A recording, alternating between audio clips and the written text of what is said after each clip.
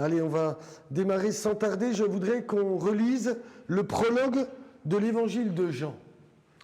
Jean au chapitre 1er et à partir du verset 1er.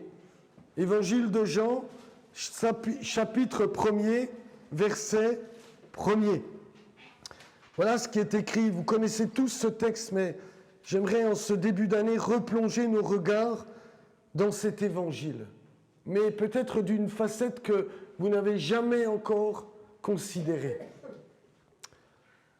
Au commencement était la parole. Et la parole était avec Dieu. Et la parole était Dieu. Elle était au commencement avec Dieu. Toutes choses ont été faites par elle. Et rien de ce qui a été fait n'a été fait sans elle. En elle était la vie. Et la vie était la lumière des hommes. La lumière, lui, dans les ténèbres, et les ténèbres ne l'ont point reçue. Il eut un homme envoyé de Dieu, son nom était Jean. Il vint pour servir de témoin, pour rendre témoignage à la lumière, afin que tous crussent par lui. Il n'était pas la lumière, mais il parut pour rendre témoignage à la lumière. Cette lumière était la véritable lumière qui, en venant dans le monde, éclaire tout homme. Elle était dans le monde, et le monde a été fait par elle. Et le monde ne l'a point connue. Elle est venue chez les siens, et les siens ne l'ont point reçue. Et à tous ceux qui l'ont reçue, à ceux qui croient en son nom, elle a donné le pouvoir de devenir enfants de Dieu, lesquels sont nés non du sang, ni de la volonté de la chair, ni de la volonté de l'homme, mais de Dieu. Et la parole a été faite chair, et elle a habité parmi nous, pleine de grâce et de vérité. Et nous avons contemplé sa gloire, une gloire comme la gloire du Fils unique venu du Père. Jean lui a rendu témoignage et s'est écrié, c'est celui dont j'ai dit, celui qui vient après moi m'a précédé, car il était avant moi. Et nous avons tous reçu de sa plénitude, grâce pour grâce. Car la loi a été donnée par Moïse, la grâce et la vérité sont venues par Jésus-Christ. Personne n'a jamais vu Dieu, le Fils unique qui est dans le sein du Père, et celui qui l'a fait connaître. Amen, Amen. Vous connaissez tous, je le sais, ce passage des Écritures pour la majorité d'entre vous. Mais ce matin, j'aimerais bien voir avec vous et m'arrêter particulièrement sur le verset 14. Est-ce que tu peux, Marie-Lou, s'il te plaît, me remettre juste le verset 14 ? Après avoir décrit cette parole qui était avec Dieu, qui était Dieu lui-même, qui était au commencement et qui est à l'origine de la création de tout l'univers, Jean va dire cette parole-là, où le verbe, tout dépend comment on peut le traduire, eh bien, a été fait chair. Et elle a habité parmi nous. Elle était pleine de grâce et de vérité. Et il va rajouter, et c'est cette fin de verset qui va m'intéresser pour quelques dimanches à venir. Et nous avons contemplé sa gloire. Nous avons contemplé sa gloire. Une gloire comme la gloire du Fils unique venu du Père. Et j'aimerais qu'on s'arrête quelques instants. Le but de ces méditations sera d'essayer dans la mesure où le Saint-Esprit nous le permettra, de contempler la gloire de Jésus. Il n'y a rien de plus favorable à mon âme que de le contempler tel qu'il est. Il n'y aura rien de plus réconfortant, il n'y aura rien de plus avantageux que de porter nos regards sur celui qui est le glorieux Fils du Père. Et la chose la plus merveilleuse, c'est que c'est le désir le plus profond du Fils de Dieu. Regardez avec moi, toujours dans l'évangile de Jean, au chapitre 17. On en reparlera peut-être une prochaine fois. Chapitre 17, c'est cette fameuse prière que seul Jean va nous faire connaître dans les 4 évangiles. Au chapitre 17, et je voudrais juste lire le verset 24. Père, je veux que là où je suis, ce que tu m'as donné soit aussi avec moi. On vient de chanter, Seigneur, amène-nous là où tu es. afin qu'ils voient ma gloire. La gloire que tu m'as donnée, parce que tu m'as aimé avant la fondation du monde. C'est quelque chose de précieux que cette parole-là. C'est quelque chose de très, j'ai envie de dire, avantageux de savoir que c'est aussi le désir du Fils que nous puissions contempler sa gloire. Vous vous rappelez de cet incident dans le chapitre 45 de la Genèse, lorsque Joseph va se révéler à ses frères, après qu'ils aient été obligés de remonter, de descendre en Égypte une seconde fois pour avoir de quoi manger parce que la famine frappait tout le pays de Canaan. Il n'y avait qu'en Égypte, sous la direction de Joseph, qu'il y avait des greniers pleins. On avait fait pendant 7 années des provisions. Et puis, au bout d'un moment, Joseph ne peut plus et il va se révéler à ses frères. Il va leur faire connaître que c'est lui qu'ils ont vendu, que c'est lui qui est le bras droit de Pharaon, que c'est lui qui détient les clés de l'Égypte, qu'il est celui qui détient toutes choses. Et il va les renvoyer, il va leur dire « Remontez vers mon Père et racontez-lui toute ma gloire », dira-t-il. Et ses frères vont partir. Il va leur dire « Vous avez vu, maintenant allez le dire à mon Père ». Ils vont repartir à Canaan, et puis lorsqu'ils vont arriver là-bas, la fin du chapitre 45 nous l'apprend, ils vont lui dire « Tu sais, papa, Joseph est vivant ». Et puis, c'est lui qui détient tous les greniers de l'Égypte. C'est lui le numéro 2 de l'Égypte. Et puis, le texte nous dit que Jacob, n'y croit pas. Il resta incrédule jusqu'à ce qu'il vit les chars.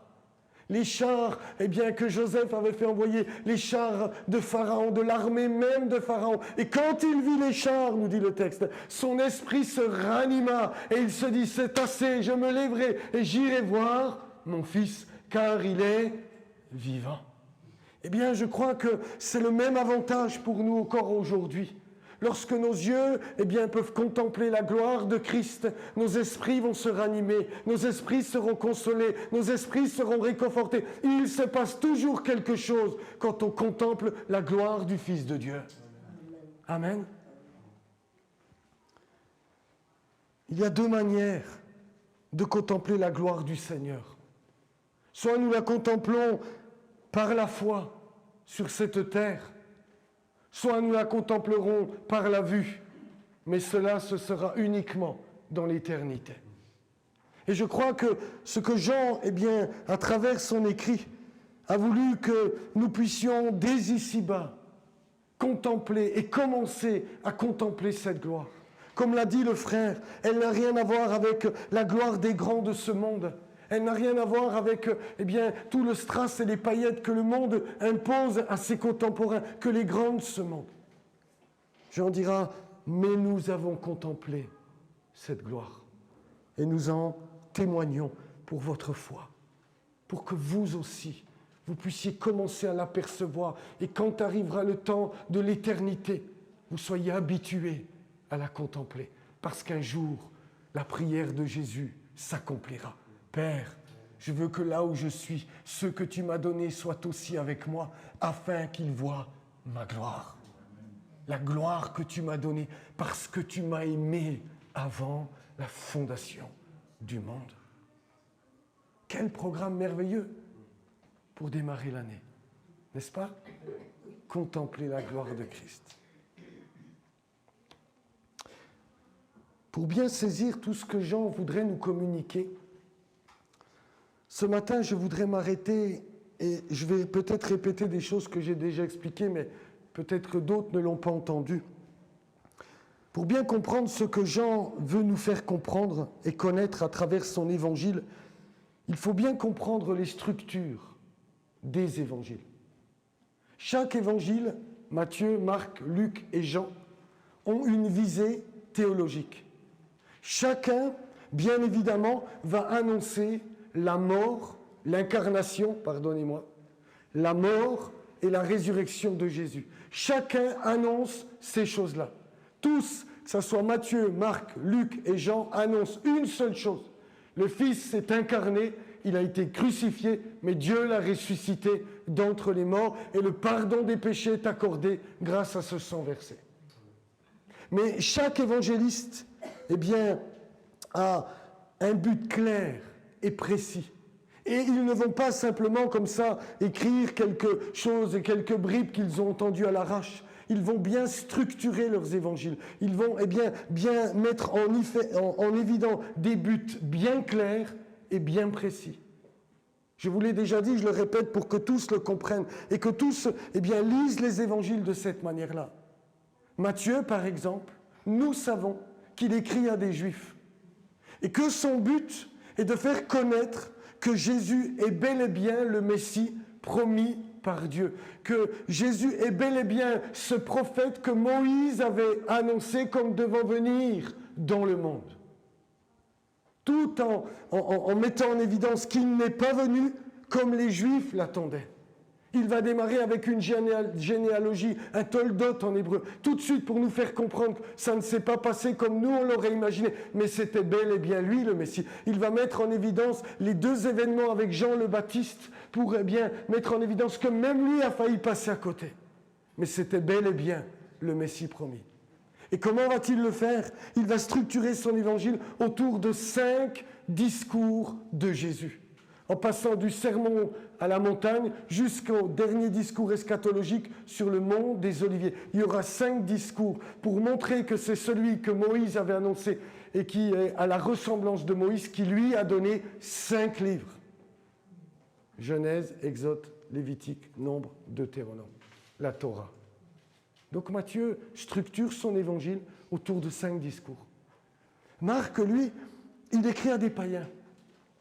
Et Marc va tout de suite, sans, j'ai envie de dire, aller droit au but. Il va démarrer évangile de Jésus-Christ, Fils de Dieu. Il va annoncer la couleur dès le premier verset. Et il va structurer son évangile en 3 parties. La Galilée, le ministère de Jésus en Galilée. Ensuite, le chemin. Il y aura tout je vous l'ai déjà enseigné, une partie sur ce chemin que Jésus nous invite à prendre à sa suite. Et la dernière et la 3e partie qui se passera à Jérusalem où il va mourir et ressusciter d'entre les morts. Luc, lui, il va écrire à un certain Théophile. Et il va faire un travail d'historien. Luc ne va pas cacher que certainement cet homme l'avait payé pour écrire ces choses-là. Et il va lui dire, eh bien, tu sais, tout ce que tu as entendu, je vais te donner de grands détails. J'ai fait des recherches exactes. J'ai été voir peut-être Marie, j'ai été voir d'autres. Peut-être que quand il est monté à Jérusalem, il a vu Pierre, j'en sais rien, Jean et il a fait des recherches exactes. Il a fait un travail d'historien très précis. Et il va détailler tout ce que Jésus a fait. Et lui-même va donner des choses que les autres évangiles ne donnent pas. Des paraboles que les autres évangiles ne... Il va donner quelque chose de très... Et une lecture très attentive de Luc va nous faire prendre conscience que ce qui va aussi être la structure, c'est le temple. Il va démarrer dans le temple de Jérusalem. Et le dernier verset se terminera dans le temple de Jérusalem. Et entre-temps, il annoncera que ce fameux temple va être détruit, avec toutes les conséquences que cela va avoir sur le peuple juif et sur toutes les nations qui vont recevoir l'évangile de Dieu. Et il expliquera un peu mieux ces choses dans son second livre, qui est les Actes des Apôtres. Jean, lui, la tradition, comme les autres d'ailleurs, raconte qu'il écrit à sa communauté. On l'appelle dans la tradition la communauté johannique. Jean avait fondé les 7 églises d'Asie, selon la tradition, et il y avait toute une communauté qui avait été exclue de Jérusalem, et certainement de la synagogue. Et c'est ce qu'il répète à plusieurs reprises dans son évangile. Ils avaient peur des pharisiens, car ils menaçaient que ceux qui croiraient en Jésus seraient exclus de la synagogue. Il va leur écrire avec un but bien précis. Il va choisir 7 miracles. Il va choisir des récits très clairs. Et regardez ce qu'il va dire au chapitre 20. Il va expliquer la raison de son écrit. Chapitre 20, et les versets 30 à 31. Vous savez ces choses, mais je vous les rappelle simplement. Il dira... Jésus a fait encore en présence de ses disciples beaucoup d'autres miracles qui ne sont pas écrits dans ce livre. Jean dit, j'ai choisi 7 miracles, j'aurais pu en choisir d'autant plus, beaucoup plus, parce qu'il y a beaucoup plus de choses que Jésus a fait. Et d'ailleurs, regardez avec moi, ne le met peut-être pas, au dernier verset du chapitre 21, il dit, Jésus a fait encore beaucoup d'autres choses. Si on les écrivait en détail, je ne pense pas que le monde même pût contenir les livres qu'on écrirait. Donc Jean a choisi quelques récits. Et au verset 31 du chapitre 20, il dira, mais ces choses ont été écrites afin que vous croyiez que Jésus est le Christ, le Fils de Dieu, et qu'en croyant, vous ayez la vie en son nom. Voilà le but qu'il se propose, comme tous les autres, de démontrer que Jésus est le Fils de Dieu, qui s'est incarné. Mais il va structurer son évangile d'une manière très particulière. Et on retrouve ça dans le verset 14, que je vous ai lu du chapitre 1er. La parole a été faite chair, et elle a habité parmi nous. Et Jean va utiliser un mot très précis. Il va utiliser le mot, je vous le dis en grec, ça ne va pas vous parler, skeno. Skeno, ça veut dire littéralement fixer sa tente, avoir son tabernacle, habiter. En gros, Jean va dire, la parole a été faite chair, je vais vous le lire littéralement, et elle a tabernaclé au milieu de nous.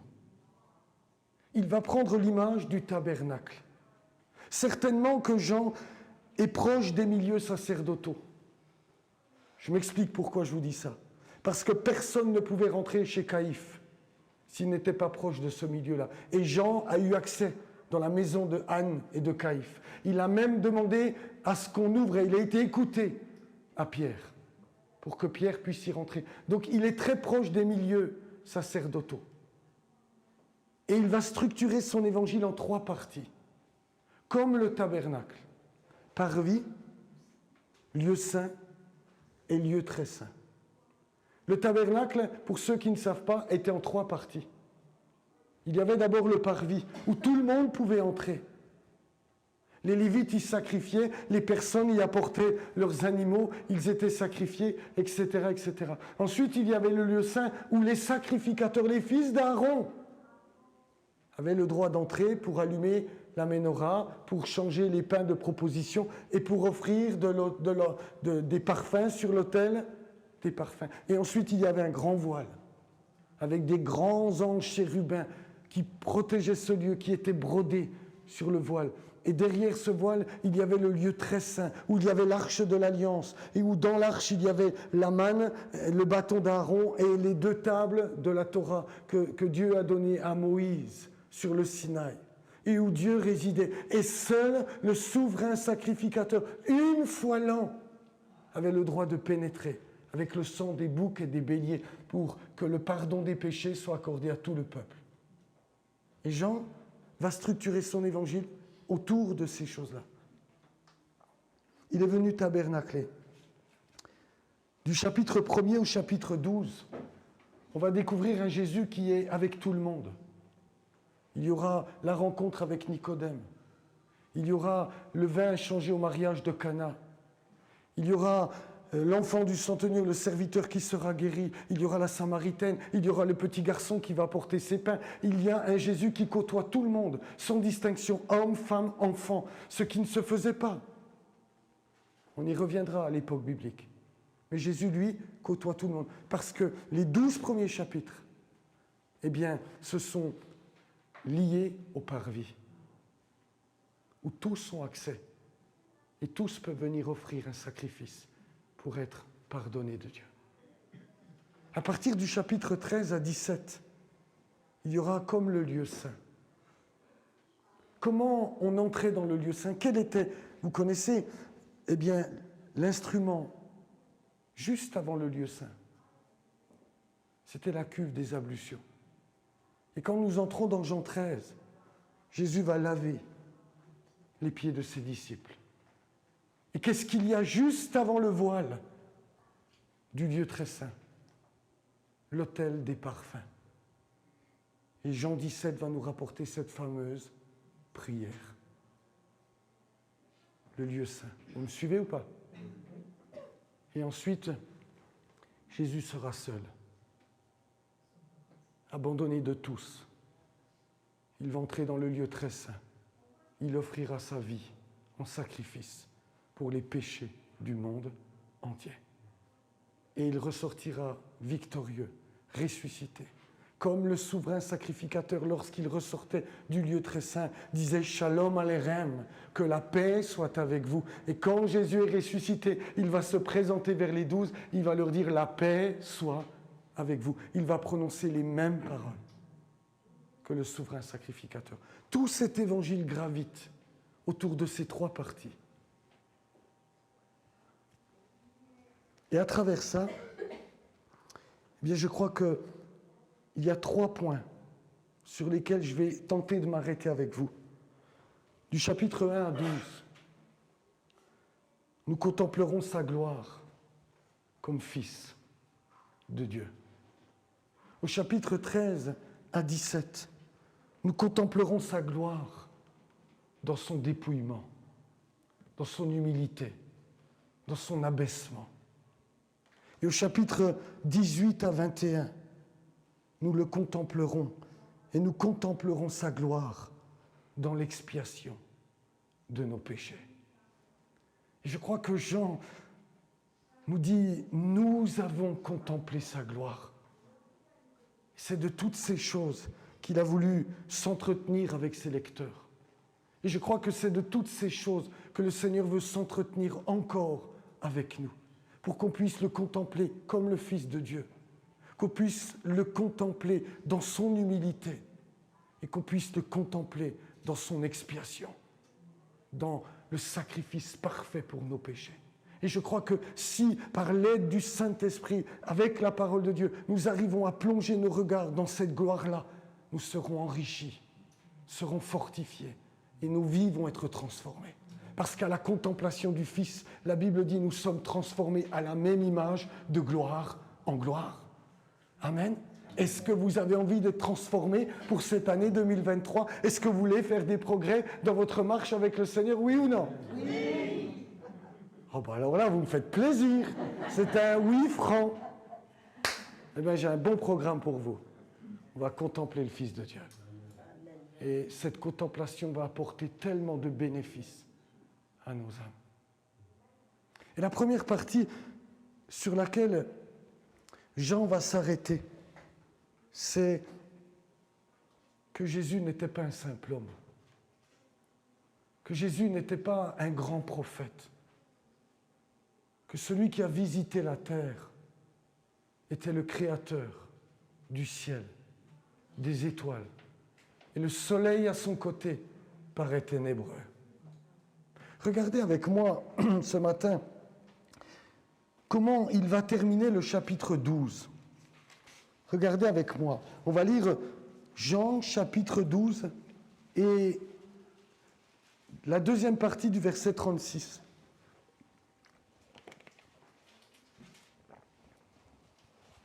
Il est dit, Jésus dit ces choses, donc j'en suis là. T'es où? Non, verset 36, Marie-Lou. C'est bien ça. Voilà, ouais. Mais je vais commencer là. Jésus dit ces choses, puis il s'en alla et se cacha loin d'eux. Malgré tant de miracles qu'il avait faits en leur présence, ils ne croyaient pas en lui. Afin que s'accomplît la parole qu'Ésaïe, le prophète, a prononcée. Seigneur, qui a cru à notre prédication? Et à qui le bras du Seigneur a-t-il été révélé? Aussi, ne pouvaient-ils croire? Parce qu'Ésaïe a dit encore, il a aveuglé leurs yeux, il a endurci leur cœur, de peur qu'ils ne voient des yeux, qu'ils ne comprennent du cœur, qu'ils ne se convertissent et que je ne les guérisse. Ésaïe dit ces choses lorsqu'il vit sa gloire et qu'il parla de lui. Cependant, Même parmi les chefs, plusieurs crurent en lui. Mais à cause des pharisiens, ils n'en faisaient pas l'aveu, ce que je vous expliquais tout à l'heure, dans la crainte d'être exclus de la synagogue. Car ils aimèrent la gloire des hommes plus que la gloire de Dieu. Or, Jésus s'était écrié.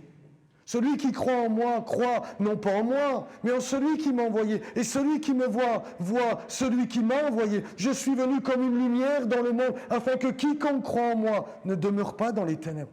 Si quelqu'un entend mes paroles et ne les garde point, ce n'est pas moi qui le juge, car je suis venu non pour juger le monde, mais pour sauver le monde. Celui qui me rejette et qui ne reçoit pas mes paroles à son juge, la parole que j'ai annoncée, c'est elle qui le jugera au dernier jour. Car je n'ai point parlé de moi-même, mais le Père qui m'a envoyé m'a prescrit lui-même ce que je dois dire et annoncer. Et je sais que son commandement est la vie éternelle. C'est pourquoi les choses que je dis, je les dis comme le Père me les a dites. Jean termine cette première partie en nous disant, malgré tous les miracles qu'il a faits, malgré tous les signes, parce que les 7 signes sont avant le chapitre 13. Le plus grand est le dernier, et au chapitre 11, où Jésus va ressusciter Lazare d'entre les morts, au 4e jour.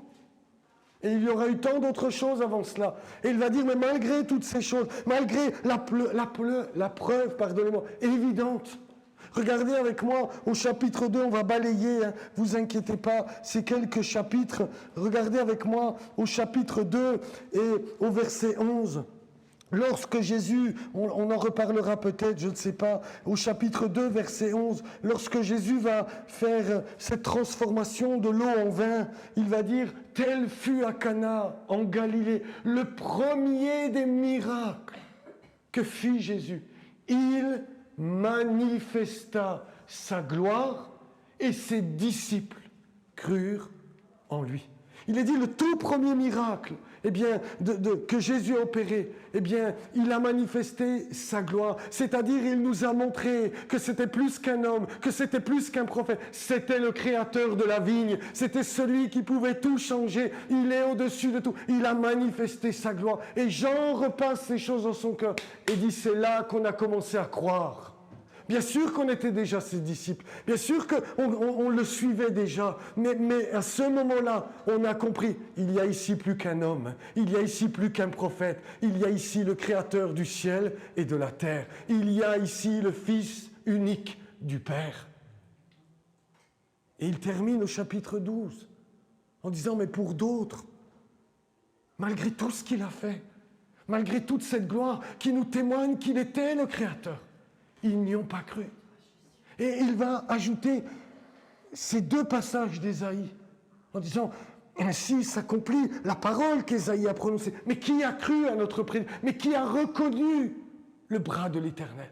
Vous connaissez la suite. Il s'est élevé comme une faible plante parce que Jésus était dans la faiblesse. Ce n'était pas une gloire à la manière des rois et des papes. Ce n'était pas une gloire à la manière des grands de ce monde. Il n'avait pas d'éclat pour attirer nos regards, mais tout le reste prouvait qu'il était plein de grâce et de vérité. Et il va dire, et Ésaïe a continué en disant encore, mais oui, il a aveuglé leurs yeux, et il a endurci leur cœur, de peur qu'ils ne voient des yeux, qu'ils ne comprennent du cœur, qu'ils ne se convertissent et que je les guérisse. Et au verset 41, il va dire, Ésaïe dit ces choses lorsqu'il vit sa gloire et qu'il parla de lui. À quel texte fait référence Ésaïe? Il a aveuglé leurs yeux. Vous connaissez ce passage? Ésaïe, chapitre 6. Lisons-le ensemble. Ésaïe, chapitre 6. Regardez ce que le prophète va dire. Ésaïe, chapitre 6. Et je vais lire le verset 1er.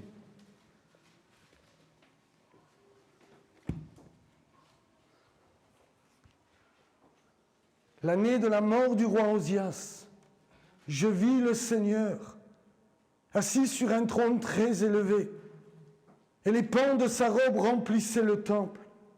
Des séraphins se tenaient au-dessus de lui, ils avaient chacun 6 ailes, 2 dont ils se couvraient la face, 2 dont ils se couvraient les pieds, et 2 dont ils se servaient pour voler. Ils criaient l'un à l'autre, ils disaient « Saint, Saint, Saint est l'Éternel des armées, toute la terre est pleine de sa gloire. » Les portes furent ébranlées dans leur fondement par la voix qui retentissait, et la maison se remplit de fumée. Alors je dis, malheur à moi, je suis perdu, je suis un homme dont les lèvres sont impures, j'habite au milieu d'un peuple dont les lèvres sont impures, et mes yeux ont vu le roi, l'Éternel des armées. C'est de cela, parce que regardez la suite, je lis à partir du verset 8 pour vous faire comprendre. J'entendis la voix du Seigneur disant, qui enverrai-je, qui marchera pour nous? Je répondis, me voici, envoie-moi. Alors, il dit alors, va et dis à ce peuple, vous entendrez et vous ne comprendrez point, vous verrez et vous ne saisirez point, rends insensible le cœur de ce peuple, endurcis ses oreilles, bouche-lui les yeux, etc., etc. Donc quand Jean nous dit, Ésaïe a prophétisé ces choses, il va dire, c'est lorsqu'il vit sa gloire et qu'il parla de lui. C'est-à-dire qu'au chapitre 6 du livre d'Ésaïe, c'est le Fils qu'il a contemplé sur son trône. C'est ce Fils qu'il a vu entouré des séraphins qui criaient « Saint, Saint, Saint est l'Éternel des armées » et toute la gloire, toute la terre est pleine de sa gloire. C'est ce Fils créateur de l'univers qu'il a vu et il a dit « Mes yeux ont vu sa gloire, mes yeux ont contemplé le roi, malheur à moi, dira-t-il. » Et Jean est en train de nous dire, mais vous devez comprendre, celui qui est venu au milieu de nous, c'était celui qui était assis sur ce trône, c'est celui qui a fait le ciel et la terre, c'est ce Jésus-là que nous adorons ce matin. C'est pas le petit Jésus de la crèche, c'est celui qui a fait les cieux et la terre, c'est celui qui est glorieux et qui est vivant aujourd'hui, qui est retourné dans cette gloire qu'il possédait avant la fondation du monde et qui est en notre faveur. Mais de qui aurais-je crainte? Le Fils est pour l'Église de Porto Vecchio. Mais de qui aurais-je peur? Ce Fils est à mes côtés, matin, midi et soir. Voici, ni le dehors, ni le sommeil, le gardien d'Israël. C'est ce Fils qui prend soin de moi. C'est ce Fils que nous sommes invités à contempler. Oh, si nous comprenions pleinement qu'il est le Dieu vivant et vrai, nos craintes se dissiperaient, nos doutes se changeraient en une foi certaine. Oh, si le Saint-Esprit nous accordait ce matin de comprendre qui est véritablement le Fils de Dieu, nous serions tellement enrichis par cette gloire. Dites-moi Amen. Amen. C'est ce qui va se passer. Quelle heure il est? Allez, j'y vais encore 5 minutes. Avec Jean. Vous avez remarqué dans le prologue, mais c'est extraordinaire. Jean, nous dit, voilà, au commencement était la parole. On sent bien qu'elle est avec Dieu, mais elle est Dieu, il dit. Ça paraît 2 choses distinctes, mais en fait, c'est une même chose. Et puis au milieu de tout cela, au verset 6, il va dire, il y eut un homme envoyé de Dieu. Son nom était Jean. Il vint pour servir de témoin, pour rendre témoignage à la lumière, afin que tous cruent par lui. Et ensuite, il va nous adresser quel était le témoignage de Jean. Si nous continuons, chapitre 1er, verset 19, il va dire, voici le témoignage de Jean. Lorsque les Juifs envoyèrent de Jérusalem des sacrificateurs et des Lévites pour lui demander, toi qui es-tu? Il déclara, ne le nia point, et il déclara qu'il n'était pas le Christ. Et ils lui demandèrent, quoi donc? Es-tu Élie? Parce qu'on attendait Élie. Es-tu le prophète, ce fameux prophète que Moïse a annoncé? J'en suis où? Es-tu le prophète? Il répondit, non. Ils lui dirent alors, mais qui es-tu? Afin que nous donnions une réponse à ceux qui nous ont envoyés. Que dis-tu de toi-même? Moi, dit-il. Je suis la voix de celui qui crie dans le désert. Aplanissez le chemin du Seigneur, comme a dit Ésaïe le prophète. Ceux qui avaient été envoyés étaient des pharisiens. Ils lui firent encore cette question. Mais pourquoi donc baptises-tu? Parce que si tu n'es ni Élie, si tu n'es ni le prophète, et encore moins le Christ, mais de quel droit tu nous baptises? Jean leur répond, moi je baptise d'eau, mais écoutez ça. Au milieu de vous, il y a quelqu'un que vous ne connaissez pas, qui vient après moi. Je ne suis pas digne de délier la courroie de ses souliers. Ces choses se passèrent à Béthanie, au-delà du Jourdain où Jean baptisait. Le lendemain, il vit Jésus venant à lui, il dit, « Voici l'agneau de Dieu qui ôte le péché du monde. » C'est celui dont j'ai dit, « Après moi vient un homme qui m'a précédé, car il était avant moi. » Je ne le connaissais pas, mais c'est afin qu'il fût manifesté à Israël que je suis venu baptiser d'eau. Jean rendit ce témoignage. J'ai vu l'Esprit descendre du ciel comme une colombe et s'arrêter sur lui. Je ne le connaissais pas. Mais celui qui m'a envoyé baptiser d'eau, celui-là m'a dit, celui sur qui tu verras l'Esprit descendre et s'arrêter, c'est celui qui baptise du Saint-Esprit. Et j'ai vu et j'ai rendu témoignage qu'il est le Fils de Dieu. Jean va continuer comme ça.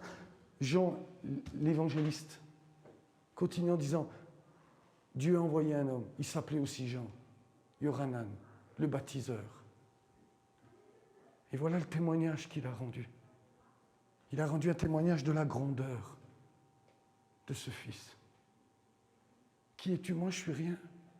Je suis juste la voix qui crie dans le désert, aplanissez la route, préparez. Comment le préparer? Il faut vous faire baptiser. À l'époque, les Juifs ne se faisaient pas baptiser, je vous l'ai déjà enseigné. Seuls les prosélytes, c'est-à-dire les non-juifs qui voulaient intégrer le judaïsme, seuls eux étaient baptisés. Pour les Juifs, il y avait des bains de purification. Mais le baptême, c'était signifier abandonner sa vie de pécheur, de païen, pour entrer dans le judaïsme. Et là, Jean vient et dit, vous avez tous besoin d'être baptisés, sans exception. Mais pourquoi tu fais ça? Parce que si je ne vous baptise pas, il ne se manifestera pas. Et puis, vous avez vu comme moi, non mais attends, tu as un délire messianique, toi, ou qu'est-ce qui te prend? Pourquoi tu fais ça? Puis il va dire, mais il y a au milieu de vous quelqu'un que vous ne connaissez pas. Il était avant moi. Il est si grand. Il est si puissant que je ne suis même pas digne de délier la courroie de ses souliers.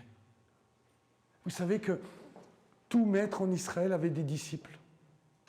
Et les disciples se devaient d'obéir en toutes choses à leur maître, dans la tradition. Parce qu'ils estiment que dans toutes choses, il y a une leçon à recevoir. Mais il y a une chose que la tradition hébraïque refusait. C'est le lavement des pieds du maître. C'était trop indigne. C'était bon que pour les esclaves païens. Mais même le disciple était dans le droit de refuser de laver les pieds de son maître. Et Jean, lui, va dire, mais moi, j'aimerais non seulement lui laver les pieds, mais je voudrais même pouvoir avoir la dignité de lui ôter les souliers qu'il a aux pieds, de lui délier la courroie. Jean va dire, mais vous ne comprenez pas, celui qui est au milieu de nous, c'est le Créateur du ciel et de la terre. Il est tellement digne. Il est tellement digne. Et vous devez tous vous humilier. Et vous devez tous vous repentir. Et vous devez tous vous faire baptiser pour qu'il puisse se manifester à vos vies. Parce que c'est la seule attitude qui est juste aux yeux de ce Seigneur et de ce Sauveur qu'est Jésus-Christ, le Fils de Dieu. C'est ça que Jean est en train de dire. C'est ça que l'évangéliste veut nous faire connaître. Ce n'était pas un petit enfant comme on aurait pu l'imaginer. Il manifesta sa gloire dans des signes et des prodiges sans précédent, montrant qu'il est le créateur de la vigne, qu'il est le créateur du blé, qu'il est le créateur des poissons qu'il y a dans la mer. Il les a multipliés. C'était des vrais poissons quand il les a multipliés. Ils avaient des yeux, des arêtes et tout le toin-toin. Vous comprenez? C'était des vrais pains qu'on pouvait manger. C'était pas du plastique. Moi, le plastique n'existait pas en ce temps-là, mais vous comprenez ce que je veux dire? Tous ces signes-là étaient là pour montrer une seule chose. C'est lui qu'Isaïe a vu. C'est lui le grand je suis. Et c'est pour ça qu'il y aura, on y reviendra, tous ces je suis dans l'évangile de Jean. C'est le nom de Dieu. C'est le nom du grand Dieu d'Israël. Et il est en train de nous dire, c'est lui que nous avons contemplé. Je ne sais pas si on réalise, frères et sœurs, qui nous a visités. Je ne sais pas si on réalise à qui nous apportons notre adoration quand on vient dans ce lieu. Que Dieu nous garde d'être légers. Que Dieu nous garde d'avoir de la familiarité avec ce Jésus. Bien sûr qu'il est proche. Bien sûr qu'il est, il est mon ami, parce que c'est lui qui m'a dit « Je ne vous appelle plus serviteur ». On verra ça une autre fois, mais je vous appelle ami. C'est le privilège. Bien sûr qu'il veut nous faire contempler sa gloire, parce qu'il sait tout ce que ça va apporter à nos vies. Mais nous sommes invités à considérer quel grand sauveur nous avons. C'est ce Jésus qui est à vos côtés. C'est ce Jésus qui peut continuer de faire de tels miracles. Ne soyons pas comme ces hommes incrédules. Considérons-le tel qu'il est. Contemplons cette gloire glorieuse, cette gloire éternelle. Au commencement était la parole. J'y reviendrai la prochaine fois, j'ai plus le temps. Le logos en grec, ou le memra. Je vous en parlerai la prochaine fois, en hébreu, en araméen. Il était avec Dieu. Il était Dieu. Vous comprenez ça? Il était Dieu. Toute chose a été faite par elle. Et rien de ce qui existe n'a pris naissance sans elle. Il est cette fameuse sagesse du Proverbe 8 qui dit « Avant le moindre atome, j'étais là ».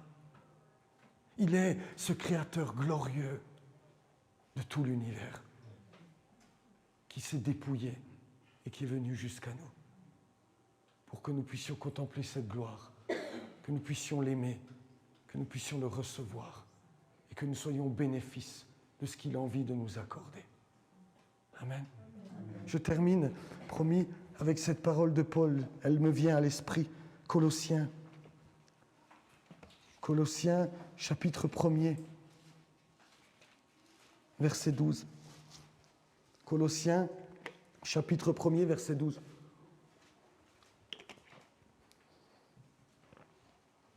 Rendez grâce au Père, qui vous a rendu capable d'avoir part à l'héritage des saints dans la lumière, qui nous a délivrés de la puissance des ténèbres et nous a transportés dans le royaume du Fils de son amour, en qui nous avons la rédemption, la rémission des péchés. Il est l'image du Dieu invisible, le premier-né de toute la création. Il est avant tout cela, car en lui ont été créées toutes les choses qui sont dans les cieux et sur la terre, les visibles et les invisibles, trône, dignité, domination, autorité. Tout a été créé par lui et pour lui. Il est avant toute chose et toute chose subsiste en lui.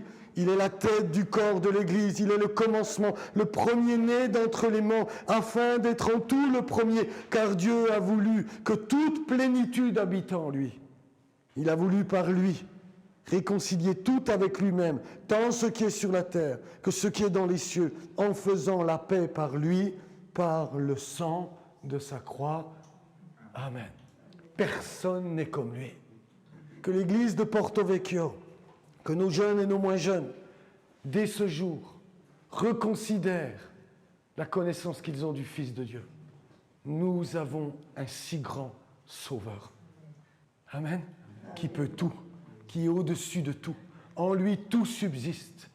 En lui, tout existe. Si tu l'as lui, tu as tout de Dieu. Et lui te fait entrer dans la vraie connaissance de Dieu. Personne n'a jamais vu Dieu. Dieu, le Fils unique qui était dans le sein du Père, nous l'a fait connaître. Quelle gloire! Amen! Quelle gloire, frères et sœurs! Que Dieu nous aide à bien considérer qui il est. On continuera la semaine prochaine. Seigneur, nous te bénissons. Je comprends davantage l'apôtre Paul, qui pouvait dire qu'il considérait toute chose comme de la boue, en comparaison de la connaissance de Jésus-Christ, son Seigneur.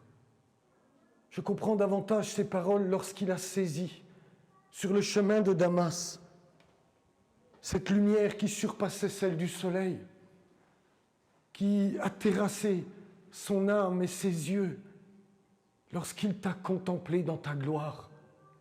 Cet homme a compris que celui qu'il rejetait, c'était son Créateur. Seigneur, c'est ma prière pour ma vie, c'est ma prière pour l'Église de Porto Vecchio, c'est que notre connaissance de ta personne grandisse encore en cette année 2023.